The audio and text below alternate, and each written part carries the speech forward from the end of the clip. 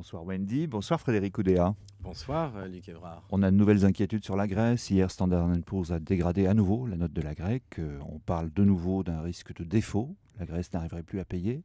D'un nouveau plan d'aide européen, éventuellement. Est-ce que vous êtes inquiet? Écoutez, le sujet de la Grèce n'est pas nouveau. Nous savons que la Grèce a à mettre de l'ordre dans ses finances publiques. Je crois que c'est ça qui est l'absolue priorité.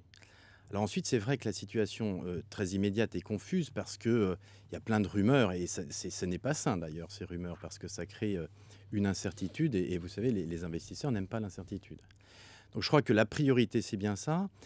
Et par rapport, non pas au thème du défaut, parce que la Grèce ne va pas faire défaut au sens où elle ne remboursera pas sa dette, mais par rapport à des thèmes de restructuration ou d'allongement de la période de remboursement, moi, ce que je voudrais juste dire, c'est de bien faire comprendre que ça n'est pas quelque chose d'anodin. Hein. On ne passe pas l'éponge comme ça et on repart comme si de rien n'était. C'est ça toute la difficulté de ce sujet. C'est que il est très difficile vis-à-vis des gens qui vous ont prêté de l'argent de leur demander un effort si vous-même, vous n'avez pas achevé vos efforts. Mais on a l'impression qu'ils sont un peu arrivés aux limites de ce qui était socialement acceptable en Grèce. Ça n'est pas si clair à mon sens, hein, puisque encore il y a 10 jours, la Grèce disait par exemple, nous devons encore faire des efforts pour faire payer les contribuables, que l'impôt rentre dans les caisses.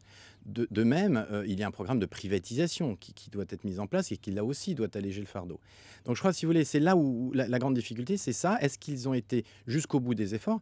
Et le point très important aussi, c'est que si jamais on s'engageait dans cette initiative, est-ce que ça va s'arrêter à la Grèce? Pourquoi pas d'autres pays? Ah bah oui, c'est pas un exemple à suivre pour le coup. Mais voilà, exactement. Et c'est ça toute la difficulté pour les gouvernements européens et les autorités européennes. C'est comment expliquer au monde que c'est un cas unique, exceptionnel et qui ne se reproduira pas. Ce serait quand même bien la première fois. Donc c'est pour ça qu'il faut se garder d'avoir des idées très, très arrêtées et se dire c'est quelque chose d'aisé. Une nouvelle fois, passer l'éponge comme ça, c'est pas simple. En tout cas, ces incertitudes rejaillissent sur le comportement des valeurs financières en bourse et en particulier des banques. Est-ce que vous pouvez nous dire aujourd'hui, à la Société Générale, combien ça vous coûterait, par exemple, un défaut de la Grèce? Vous l'avez évalué, bien sûr. Alors absolument. Alors d'abord, effectivement, aujourd'hui, et ça peut durer quelques trimestres, l'incertitude générale sur les monnaies, sur la zone euro, pèse fatalement sur les valeurs financières, et vous avez une volatilité des cours. En ce qui concerne la Société Générale, tous nos chiffres sont publics. Je rappelle que nous avons, sur l'ensemble des 5 pays, Portugal, Espagne, Italie, Irlande, Les plus Grèce, fragiles. les plus jugés potentiellement les plus fragiles, un total de 6,5 milliards d'exposition, dont 2,5 milliards d'euros sur la Grèce. Ça veut dire que même dans des scénarios extrêmes de réduction de haircut, ce qu'on dit techniquement de haircut, ça nous coûterait moins d'un demi-trimestre de résultats nets.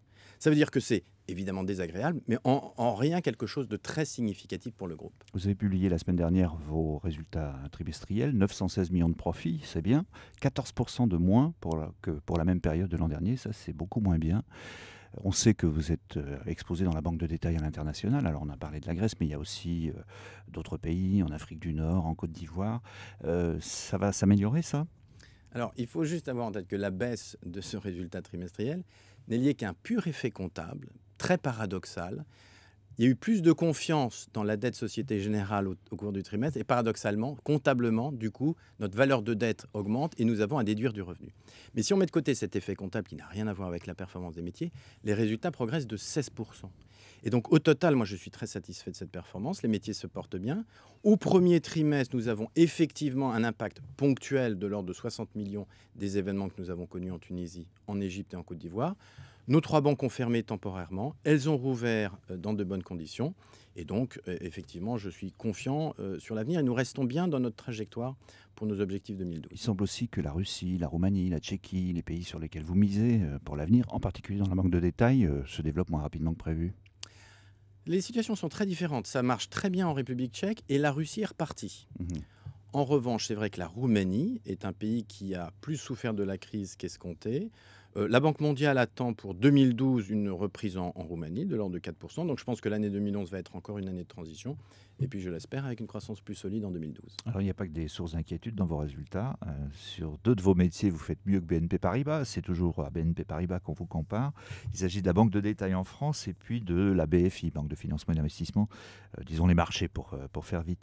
Parlons des réseaux, parce que vous en avez 3, on ne le sait pas toujours. Hein. Société Générale, Crédit du Nord avec la Société Marseillaise de Crédit et puis Bourse Boursorama. C'est un pari gagnant, ça? On pensait que vous risquiez de vous faire concurrence à vous-même? Pas du tout, finalement. Non, pas du tout. Et je crois que là, on a une situation exceptionnelle. On peut offrir à différentes clientèles qui ont différents besoins un accès au système bancaire qui leur convient.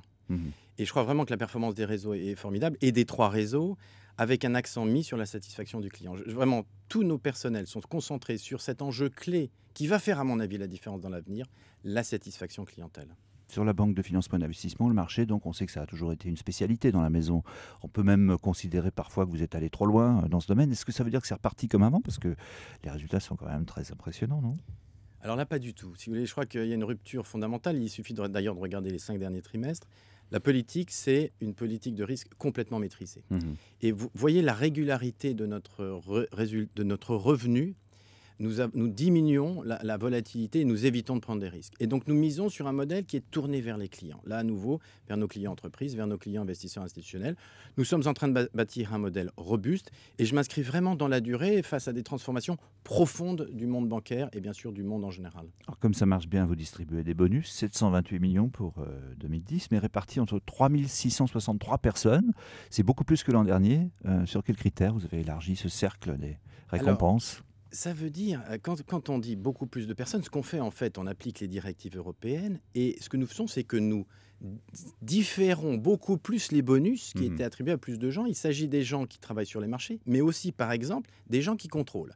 La réglementation nous dit, vous devez étaler les rémunérations variables pour que les gens ne soient pas incités à prendre des risques de court terme qui pèsent. Ils en touchent une partie cette année. Une très petite partie cette année. Partie les et années puis suivantes. dans les années suivantes, à condition que les performances restent bonnes, à condition que leur comportement individuel reste bon.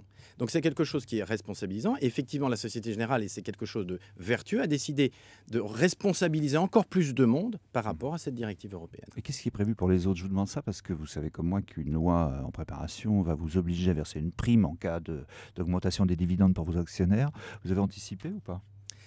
Bah oui, écoutez, je crois que la Société Générale a fait le travail. Je voudrais dire d'abord que ma conviction personnelle, c'est que pour une entreprise marche, il faut que tous les salariés se sentent associés à son succès.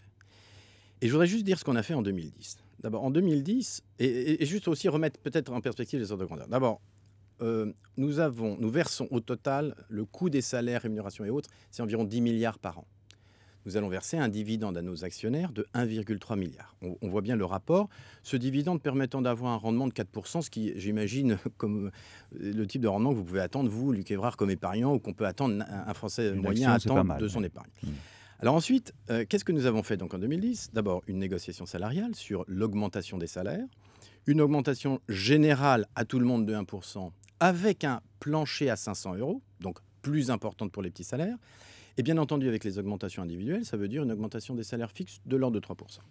Puis, nous avons aussi décidé d'avoir une politique de dividende du travail. Nous avons une politique de participation, d'intéressement et d'abondement qui fait qu'il y a 4 000 € environ par tête qui vient chaque année en complément des salaires. Enfin, c'est une première dans la Banque française, nous avons mis en place un plan d'action de performance qui concerne les 160 000 salariés du groupe. C'est 40 actions qui toucheront tous les salariés si nous réussissons nos objectifs en matière de satisfaction clientèle. Donc, si vous voulez, moi, je crois que, encore une fois, c'est notre philosophie de management. Associer les salariés, c'est traditionnel à la Société Générale. Il n'y a pas besoin de loi, alors? C'est vrai que le problème de la loi, c'est qu'elle applique une règle unique dans un domaine où chaque entreprise est dans une situation différente et qui relève, à mon sens, principalement de la négociation sociale entre les directions, les syndicats et parfois au niveau des branches. Et c'est vrai que la difficulté, c'est qu'une loi, elle uniformise. Or, nous avons des situations très différentes d'une entreprise à l'autre. Juste un mot pour l'avenir. Vous pronostiquez un profit de 6 milliards en 2012. Vous pensez l'atteindre, là? Oui, nous restons en ligne sur notre trajectoire. Ce 6 milliards, il va être fait de quoi? Il va être fait d'abord de la baisse du coût du risque, qui va se prolonger. Hein. On le voit bien au premier trimestre. C'est quelque chose de progressif. Les effets de la crise s'estompent du point de vue du coût du risque et tous les signes sont positifs de ce point de vue. Et puis ensuite, nous avons un enjeu de construction de nos métiers, de développement. Et il faudra bien sûr que chaque trimestre, nous soyons capables de montrer que nous continuons sur cette trajectoire. C'était le cas au premier trimestre. Merci Frédéric Oudéa. Merci.